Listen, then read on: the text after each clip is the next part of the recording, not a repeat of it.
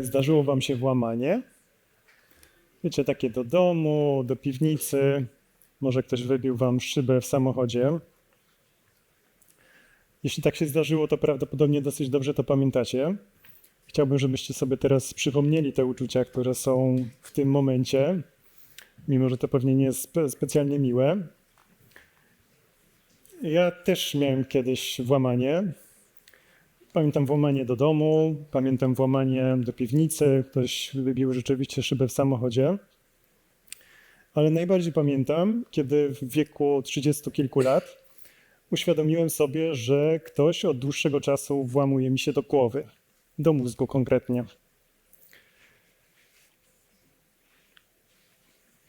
Jestem Greg, jestem projektantem, na co dzień zajmuję się procesami, staram się je upraszczać, zastanawiam się, jak one działały w przeszłości, jak będą funkcjonowały w przyszłości, bardziej strategicznie.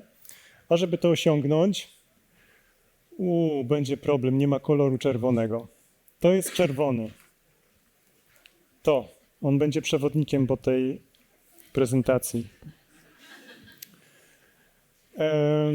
Będę zaznaczał w takim razie miejsca, które są na czerwono. Dacie radę? Dobra. Więc żeby rozwiązywać te procesy, zadaję obsesyjnie pytanie dlaczego, nawet jeśli to już jest mało przyjemne dla tych, komu to pytanie zadaję. No i w wieku 30 kilku lat doszedłem do mojej ściany. Moja ściana wyglądała tak, że ważyłem już prawie 100 kg, bez 2 kg. Miałem pierwsze objawy cukrzycy.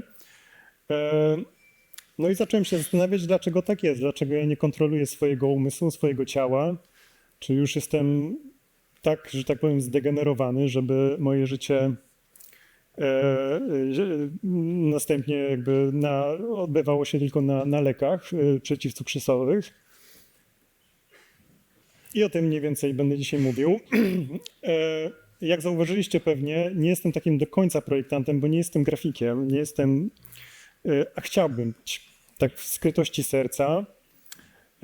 No i oczywiście zacząłem czytać książki, jak to zrobić i oni tam piszą, żeby po prostu ćwiczyć 10 000 godzin, żeby zrobić, że wtedy będzie dobrze. No więc jakby będę dzisiaj kolorował. Zobaczymy, ile wytrzymacie.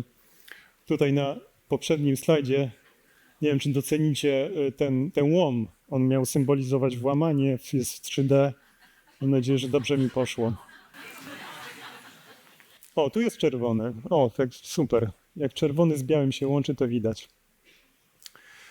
Dobra, no to o czym zacząłem wtedy myśleć, jak próbowałem rozwiązać te wszystkie pytania? Zacząłem myśleć o zmysłach. Nie wiem, czy wiecie, ale mamy bardzo dokładne zmysły, które są bardzo czułe. Potrafią rozpoznać 0,5% różnicę w zawartości cukru w jabłku i wtedy jesteśmy w stanie bez problemu rozpoznać, czy to jabłko jest dojrzałe, czy niedojrzałe. Tak jak wiecie, jesteśmy w stanie rozpoznać drobne napięcia na twarzy kogoś i ocenić, czy ktoś się do nas uśmiecha i chce spędzić z nami resztę życia, czy też tej osobie wpadła mucha do oka. To jest najbliżej, jak byłem w stanie narysować, nie wiem, ktoś zgadnie, co to jest w ogóle? Nie, chodzi mi o tą postać.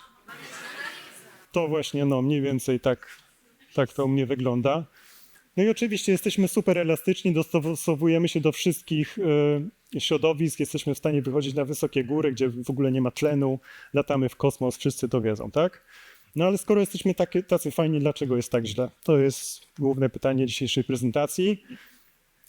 Co rozumiem przez źle? Przez źle rozumiem to, że notorycznie dajemy sobą manipulować. Manipulują nami właściwie używki, cała chemia, manipuluje nami technologia. Umieramy na przedziwne choroby, które jeszcze wiele lat temu w ogóle nie były znane. I przy okazji gotujemy naszą planetę do granic możliwości. Żeby odpowiedzieć na te wszystkie pytania, zaczniemy od moich kostek. a tak naprawdę jesteśmy w motylarni, w jednej z podkrakowskich motylarni, w której poszedłem po prostu tam z synem, była również moja siostra, ona miała bardzo kolorową koszulkę, bo antycypowała, że motyle będą chciały do tej koszulki i może któryś na niej siądzie. A ja przyszedłem w takich butach. No i to, co zobaczycie teraz, to jest właśnie to, co się tam wydziało.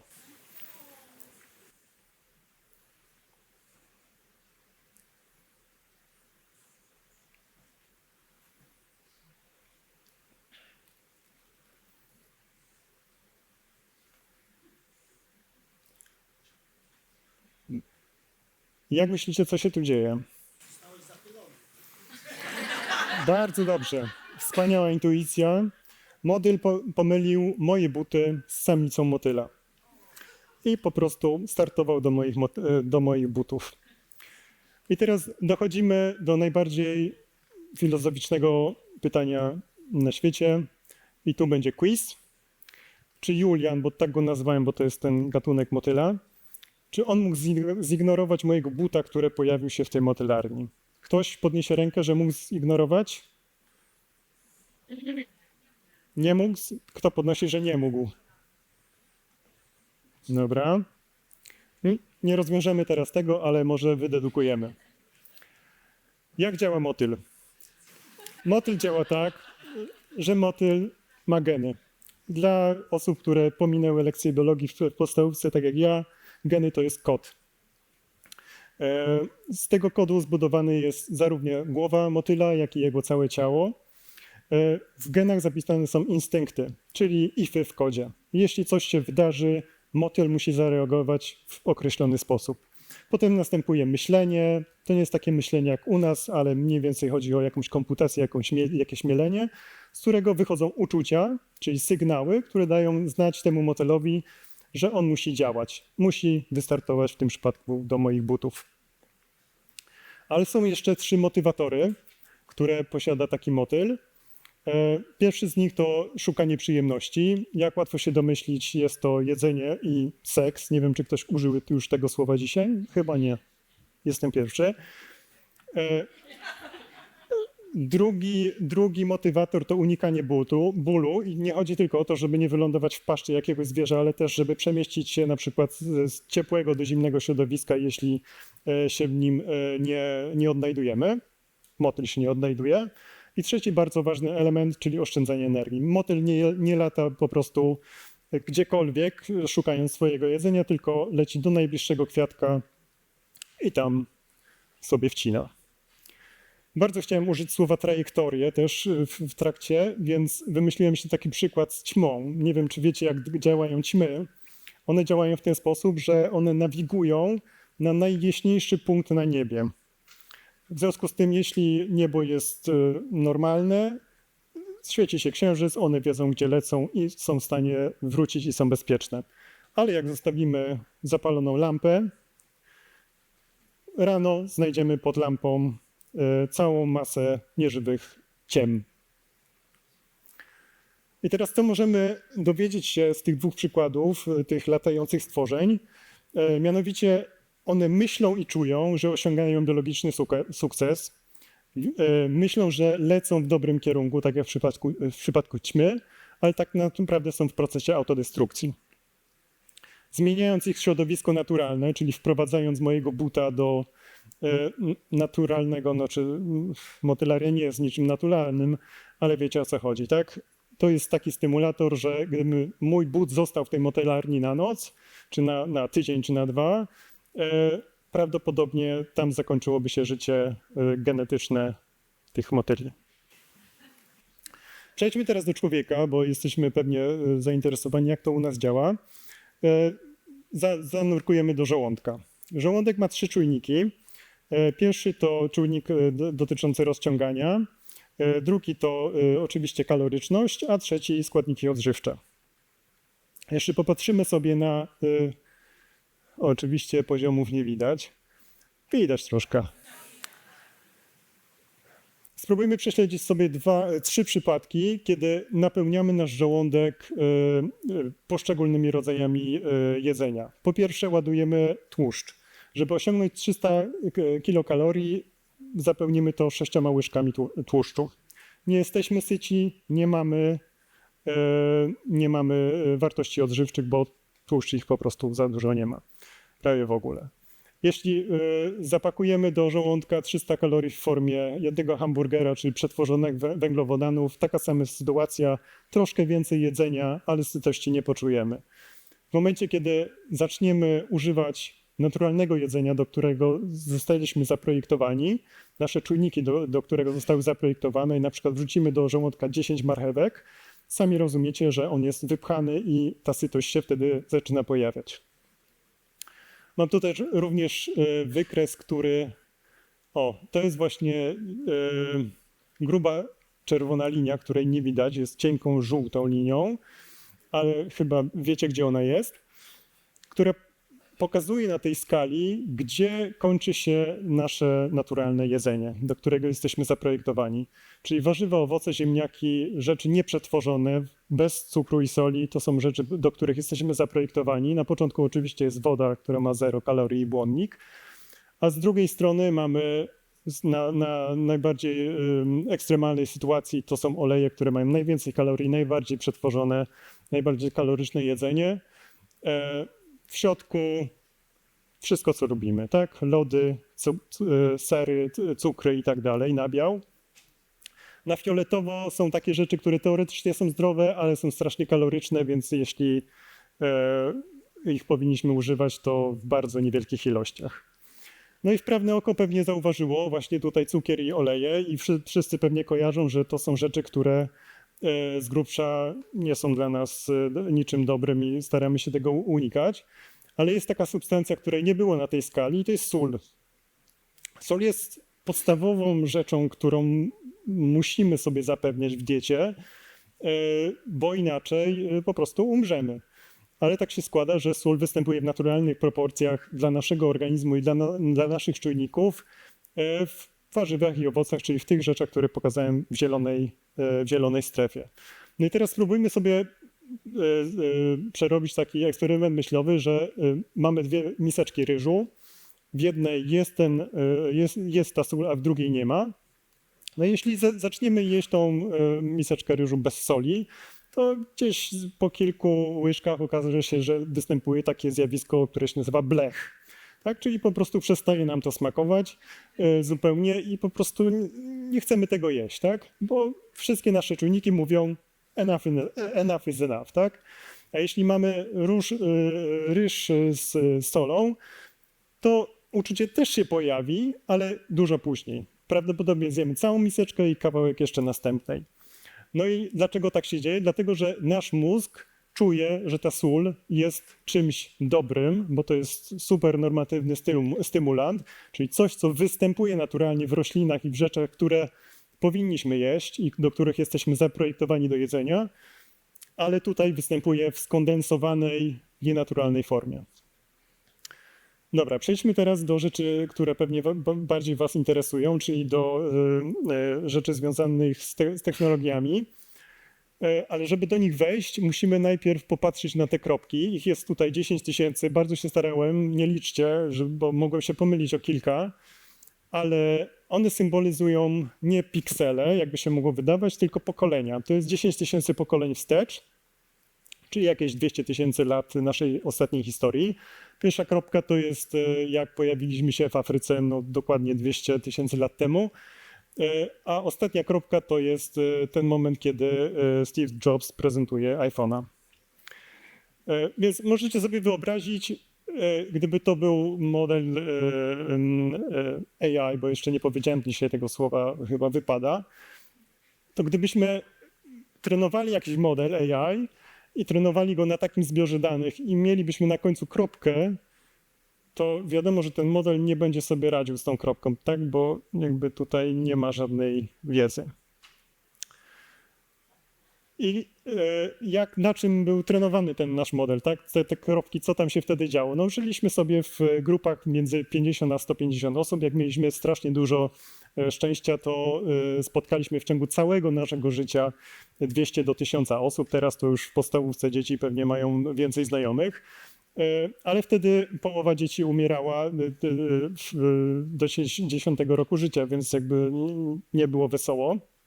A umierała z głodu zwyczajnie, albo z odwodnienia, infekcje, wykrwawienie, takie rzeczy bardzo brutalne, albo zginięcie z rąk kogoś, drugiego człowieka. Ale ważne jest, kto przetrwał, tak? I kto dotarł do prezentacji iPhone'a. Jakie geny dotarły do prezentacji iPhone'a? No i do prezentacji iPhone'a dotarły takie geny, które super dobrze były wyczulone na zmiany w środowisku. Jeśli w krzakach pojawił się jakiś szmer, to ludzie od razu reagowali i byli w stanie albo uciec, albo zebrać się w większą grupę i zaatakować. Tak? Czyli byli cały czas na alercie, byli cały czas pobudzeni. Dodatkowo przetrwali ci, którzy cały czas byli w ruchu i tacy, którzy cały czas poszukiwali jedzenia. Więc te rzeczy są dla nas super naturalne i teraz dojdziemy do co się z tym wiąże. Nie może nas zatem dziwić, że jeśli teraz wszystkie te funkcje, które działy się w naszej przeszłości, mamy w jednym małym urządzeniu, że ono jest tak strasznie triggerujące dla nas, no bo przecież możemy sobie dowolnego zwierza upolować za pomocą takiego urządzenia, możemy spotkać 5 miliardów ludzi, a nie 1000 w ciągu całego życia, możemy się przemieścić, możemy monitorować nasze środowisko w super w ogóle wydajny sposób, nawet jeśli monitorujemy środowisko, że to polega na tym, że oglądamy TikTokera z drugiej części świata i w ogóle nas to nie interesuje, to jednak to przyzwyczajenie do tego, że powinniśmy monitorować, cały czas w nas jest. No i jaki jest tym problem? No problem jest taki, że zwyczajnie spędzamy tam 3 do 9 godzin, w zależności od tego, czy jesteśmy nastolatkiem, czy tam jesteśmy w Stanach, w Polsce. W każdym razie liczby są duże, jak pewnie sami wiecie. No i tutaj dochodzimy do takiego wykresu, który jest moim ulubionym wykresem. Gdybyście chcieli robić zdjęcia, to jest jedyny wykres, który polecam. To jest bardzo taki uniwersalny wykres, bo on pokazuje pułapkę przyjemności dla zarówno jedzenia, jak i alkoholu, wszystkie rzeczy, które nas triggerują. Może to być i gaming, i hazard, i w ogóle wiecie, wszystko, co lubimy. Z lewej strony mamy poziomy przyjemności od dużej do małej przez normalną, a na dole zaraz będę omawiał. Mamy tutaj 5 kroków w tym wykresie. Pierwszy krok to jest normalna sytuacja, kiedy jemy jedzenie, do którego jesteśmy zaprojektowani, niskokaloryczne, głównie roślinne. W przypadku technologii powiedzmy, że używamy sobie rzeczy, które nas nie triggerują, czyli rzeczy, które de facto prezentował Steve Jobs, pokazując tego iPhone'a światu, czyli słuchamy sobie muzyki, sprawdzamy pogodę, używamy map, czyli traktujemy telefon jak narzędzie. W momencie, kiedy do naszego środowiska, każdy pewnie pamięta pierwszego milkshake'a, ja go dobrze pamiętam, wprowadzamy rzeczy nienaturalne, do których nie jesteśmy zaprojektowani, bądź zaczynamy właśnie oglądać nowy serial, albo zakładamy konto na Facebooku i się dowiadujemy, że tam już w ogóle 10 000 naszych znajomych czeka tylko na to, pojawia się duża przyjemność. To jest chyba jasne, tak? No i można by powiedzieć, że no to co, no to fajnie mieć dużą przyjemność, może tam będziemy krócej żyć, ale wszystko jedno, przecież jest przyjemnie. No ale niestety to nie trwa długo, dlatego że byśmy zwariowali. Jak sobie wyobrazicie, że wchodzicie do kogoś do domu i tam jest choinka świeża, to ona pachnie mniej więcej przez 5 minut. To następuje neuroadaptacja i wszyscy po prostu wyciszają się te stymulanty. No i dochodzimy do trzeciego punktu, gdzie nie mamy wcale większej przyjemności z tego, że spożywamy rzeczy, które są super stymulujące, czy też używamy właśnie, nie wiem, social mediów i tego wszystkiego. A niestety no, nie służy nam to za dobrze i to są te momenty, kiedy na przykład, wiecie, jakby ktoś mówi, że 5. sezon od 4. w tym serialu był lepszy, a 3. był gorszy od 2. Jednocześnie jakby mówimy sobie, że spędziliśmy ostatnie kilka tygodni na kanapie, w ogóle w kompletnie nienaturalnym środowisku i w kompletnie jakby uzależniającej sytuacji. No i teraz jak się z tego wydostać? No trzeba niestety przejść przez dolinę, jak się domyślacie, małej przyjemności. Ale jest to możliwe. W przypadku jedzenia może to zająć kilka tygodni, ale jeśli nawet próbowaliście kiedykolwiek odstawić cukier od herbaty, to wiecie, że po tygodniu czy po 2 ta herbata zaczyna jakoś normalnie smakować i nie ma z tym większego problemu. Ale większość osób niestety nie przejdzie przez tą dolinę, dlatego że są tutaj, i to muszę pokazać, bo nie widać, jeśli przechodzimy ze strefy pierwszej do strefy drugiej, to jest ważny moment, kiedy jesteśmy przestymulowywani i wszystkie nasze czujniki, nasze instynkty, do których jesteśmy zaprojektowani, mówią, że robimy dobrze, że lecimy w dobrym kierunku jak ta ćma. A jeśli przechodzimy z 3. punktu do 4., czyli próbujemy robić rzeczy dobre, bo już chcemy się nawrócić, że tak powiem, i już wiemy, w którym kierunku zmierzać, wszystkie nasze czujniki mówią, że robimy źle. Dlatego jest to strasznie trudne, żeby wyjść z tej pułapki.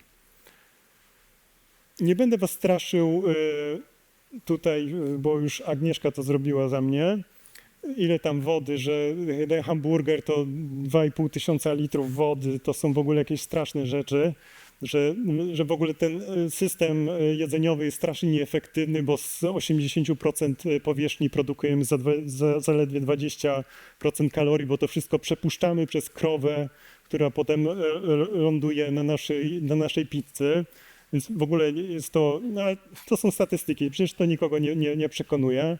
Tak samo jak nikogo nie przekonują te rzeczy związane z tym, że tam internet jest już na 4. miejscu, jeśli chodzi o produkcję CO2, że w 30 roku nasz ślad wodny, czyli to, ile wody zużywa się w związku z naszą aktywnością w internecie, będzie równy temu, na co dzień zużywamy tą wodę do picia, jedzenia, mycia i tak dalej. To, że serwery będą zużywały 3 razy więcej energii dzięki AI i krypto, to już wiecie. Wiecie również, że 80% energii, która zasila te wszystkie serwery, jest energią nieodnawialną w tej chwili.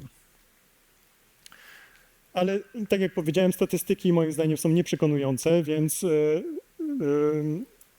to, co może przekonać moim zdaniem do zmiany, to jest po prostu spytanie się swojego serduszka, czy zawalam, czy nie zawalam. Bo każdy jest w stanie powiedzieć, czy jedzenie, technologia, uzależnienia wpływają na nasze życie. Czy gdzieś nie dowozimy naszych relacji, czy nie dowozimy pracy. Każdy w stanie jest sobie wyczuć to. No i w pewnym momencie po prostu być może przychodzi zmiana. Jeśli nie wiecie, czy zawalacie technologię, no to wystarczy wejść do iPhone'a i tam sobie zobaczyć, tak, ile spędzamy. To nie jest wykres mój, oczywiście, tylko kolegi. A jeśli nie wiecie, czy jakieś jedzenie was triggeruje, to jest bardzo, bardzo prosta metoda. Wystarczy zamknąć oczy i pomyśleć sobie o takiej potrawie, którą naprawdę chcecie zjeść. Taką ulubioną potrawę, którą byście chcieli zjeść. I jak upewnicie, że to jest właśnie ta mocna, taka fajna potrawa, to właściwie właśnie to jest ta potrawa, której nie powinniście jeść. Bo to jest właśnie zapewne potrawa, która ma sól, tłuszcz i cukier w nienaturalnych proporcjach. No i teraz 2 rzeczy na koniec, które no trochę z własnego doświadczenia mogę powiedzieć. Jak wyjść z tej pułapki? Pierwszą dosyć, tak wydaje mi się, że dobrze przerobiłem. Mianowicie tutaj, no wokół tego domku też są czerwone kropki, a domek powinien być zielony, troszkę jest. Po pierwsze, dom powinien być strefą bez śmieci, tak? Czyli w domu, jeśli to, co nas triggeruje, to jest w środowisku, a nie w nas, nie w nas jest problem, to powinniśmy sobie zorganizować nasze najbliższe środowisko w ten sposób, żeby tam nie było stymulantów. Czyli w naszym domu nie może być lodów w lodówce, które zjemy za tydzień, albo będziemy jeść po łyżeczce codziennie, tylko to, co jest w naszej lodówce, wcześniej czy później wyląduje w naszym brzuchu. Więc w moim domu na przykład nie ma żadnej przetworzonej żywności, a jest on pełny rzeczy zielonych, które są zawsze pod ręką, łatwe do ugotowania, łatwe do przygotowania. Druga rzecz to jest strategia po najmniejszym oporze, czyli wykorzystanie tego trzeciego punktu z motyla, jeśli pamiętacie, że on miał tam taki motywator, że oszczędza energię. Więc tutaj ważne jest, żeby po prostu efektywnie przygotowywać zwyczajnie posiłki, tak? Żeby łatwość spożycia ich była większa niż na przykład zamówienie pizzy. To da się zrobić, da się to wyćwiczyć, wystarczy zacząć od takich prostych rzeczy jak obsługa noża, którą można posiąść w takiej formie, jak to widzicie u szefów kuchni. Dodatkowo jeśli zdarza się godzina W, a każdemu się zdarza, wiemy przecież jak wyglądają nasze kalendarze, że czasem mamy 8,5 minuty na zjedzenie obiadu między zdwonkami. Można mieć zawsze coś w puszce, co nie jest specjalnie przetworzone, nie wiem, groszek zielony w puszce, który może być bardzo szybką bazą, podstawą do zjedzenia czegoś sensownego w krótkim czasie. A tutaj chwilę o ucieczce z pułapki technologicznej. Tutaj odwrotna strategia do poprzedniej, czyli po największym oporze, tak? Oprócz tego, że wyznaczymy sobie strefę, na przykład będzie to sypialnia, gdzie w ogóle tego telefonu nie wpuszczamy. Wiem, że wiele osób już tak robi. To jeśli dostrzeżemy problem, że mamy problem z jakąś konkretną aplikacją, z jakimś konkretnym zachowaniem, który nas triggeruje, możemy po prostu założyć sobie kod i limit czasowy. Tylko ważne, żebyśmy sami nie ustawiali tego kodu, bo to nie ma najmniejszego sensu, tylko ten kod trzeba poprosić kogoś z zewnątrz, najlepiej kogoś, kto was kocha i zależy mu na waszym zdrowiu i życiu, żeby ta osoba kontrolowała. I teraz w razie W musimy przejść odwrotną ścieżkę. Jeśli naprawdę od następnego komentarza na LinkedInie zależy wasze życie i kariera zawodowa, zawsze można poprosić taką osobę, ale ważne jest to, że ona będzie kimś, kto jest z zewnątrz i jest w stanie, i nawet samo pytanie, to upokorzenie się, że tak powiem, przed tym, żeby poprosić, jeszcze potrzebuję tam 10 minutek na LinkedInie, czy tam... Wiecie, no, są sytuacje takie, że no, trzeba pralkę naprawić, trzeba na YouTubie znaleźć filmik na ten temat i wtedy to jest spoko, tak? Ale jeśli oglądamy tam shorty już 3. godzinę, no to już nie za bardzo.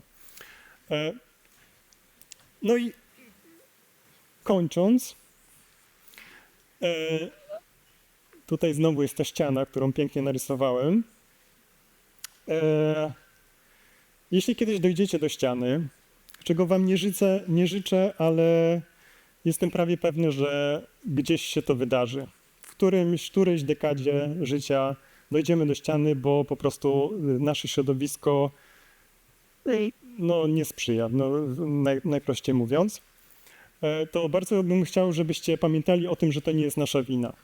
Żeby sobie nie brać do głowy, że jesteśmy zepsuci, nienormalni, i budować sobie jakąś taką historię, że w ogóle coś z nami jest nie tak, bo to nie jest prawda. Problem jest środowiskowy, problem jest na zewnątrz, co nie zwalnia nas z odpowiedzialności za podejmowanie decyzji. Nie jesteśmy motylem, mamy możliwość popatrzenia wstecz na nasze zachowanie, wyciągnięcia wniosków i zaprojektowania sobie kroków w dobrym kierunku.